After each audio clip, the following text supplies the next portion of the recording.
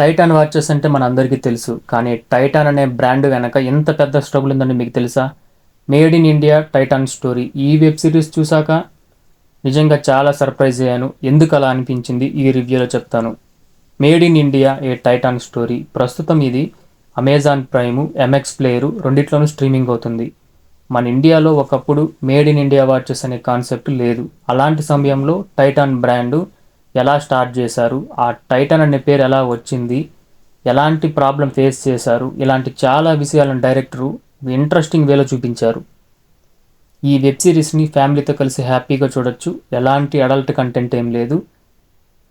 Startup చేసే వాళ్ళకి ఇది చాలా బాగా కనెక్ట్ అవుతుంది. అంటే ఒక చిన్న ఐడియా నుంచి సక్సెస్ఫుల్ బ్రాండ్గా ఎదిగింది ఈ టైటాను.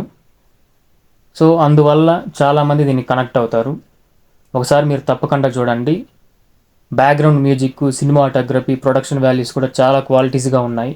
మొత్తం మీద ఒక ప్రీమియం వెబ్ సిరీస్ చూడాలనుకుంటే ఇది చూడండి. చాలా బాగుంటుంది, అందరికీ నచ్చుతుంది.